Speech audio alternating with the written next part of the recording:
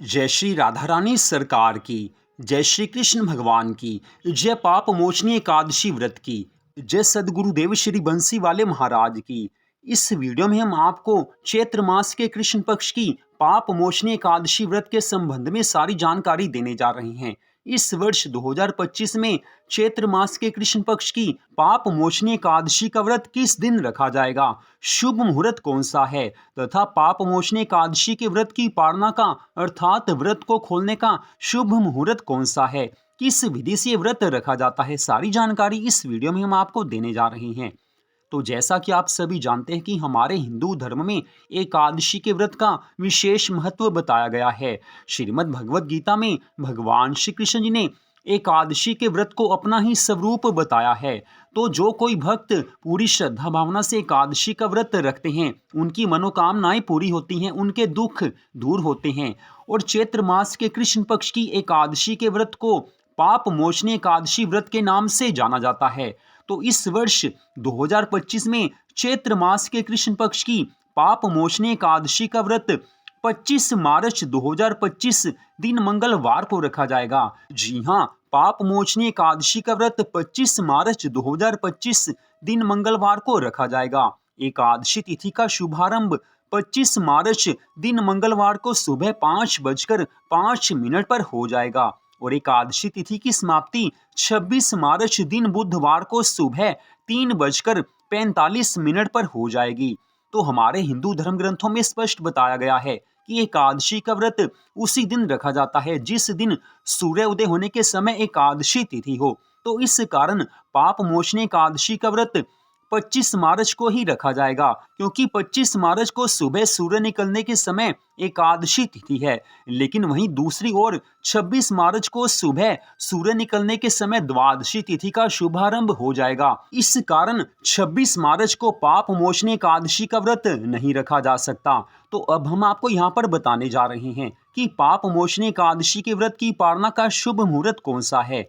तो पाप मोचनी एकादशी के व्रत की पालना का शुभ मुहूर्त 26 मार्च दिन बुधवार को दोपहर 1:58 से लेकर सायंकाल 4:24 तक रहेगा। इस शुभ मुहूर्त के बीच में आप व्रत की पालना कर सकते हैं।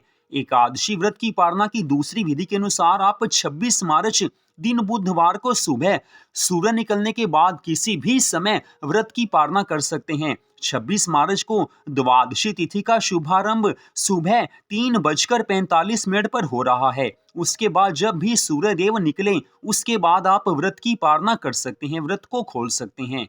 तो अब दूसरी बात ये आती है कि कुछ भक्त ऐसे होते हैं जो वैष्णव एकादशी के व्रत का पालन करते हैं, अर्थात वो एकादशी और द्वादशी के दिन व्रत रखते हैं। तो उन भक्तों के लिए 26 मार्च दिन बुधवार को ही पाप मोचनी एकादशी का व्रत रखने की बात कही जाती है। वो भक्त 26 मार्च को पाप मोचनी एकादशी का व्रत रखेंगे।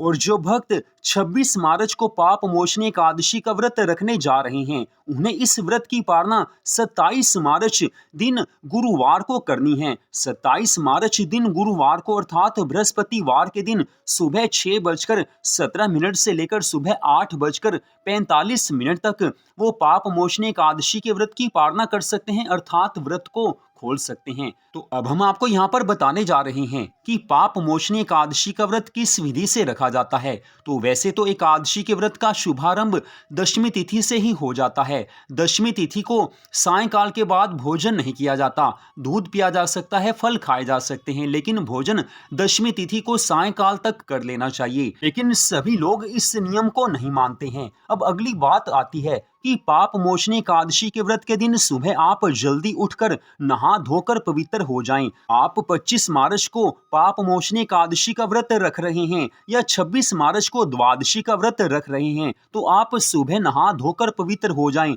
नहाने के जल में थोड़ा सा गंगा जल मिला लिया जाए तो गंगा स्नान का पुण्य फल मिल जाता है। घर में गंगा जल नहीं हो तो नहाते समय गंगा मैया के नामों का बारंबार उच्चारण करें, हर हर गंगे, हर हर गंगे। इस तरह से माँ गंगा की पूरी कृपा मिलेगी। अगली बात, सुबह आप श्री लक्ष्मी नारायण भगवान जी का पूजन कीजिए। घर के मंदिर में आपने पूजन करना, वैसे आप बाहर मंदिर में जाकर पूजन करते हैं वो भी अच्छी बात है, लेकिन घर में पूजा जरूर करनी चाहिए, क्योंकि जिस स्थान पर हम रहते हैं, हमारे घर में जो ठाकुर जी का मंदिर बना है, वहां पर पूजा करने से भगवान की पूरे घर पर कृपा बनी रहती है। तो श्री लक्ष्मी नारायण भगवान जी का पूजन कीजिए, श्री राधा कृष्ण भगवान जी का पूजन कीजिए, तुलसी माता का पूजन कीजिए।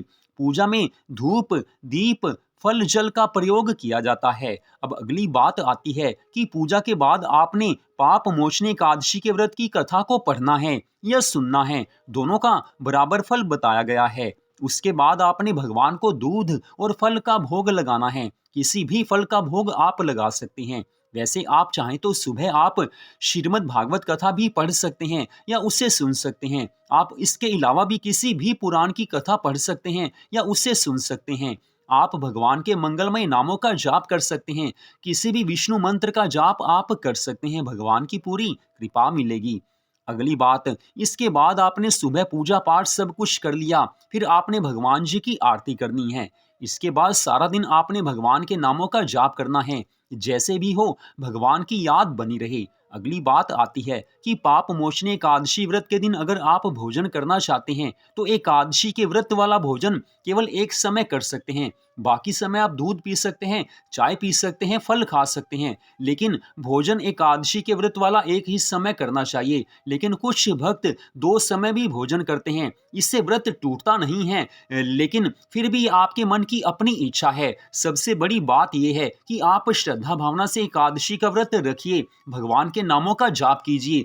भोजन चाहे आप एकादशी के व्रत वाला एक समय कर रहे हैं, चाहे आप किसी कारणवश दो समय एकादशी के व्रत वाला भोजन कर रहे हैं, वो उससे कोई फर्क पड़ने वाला नहीं है। लेकिन भगवान में पूरी श्रद्धा हो, भगवान की पूरी भक्ति हम करें, ये सबसे बड़ी विशेष बात होती है।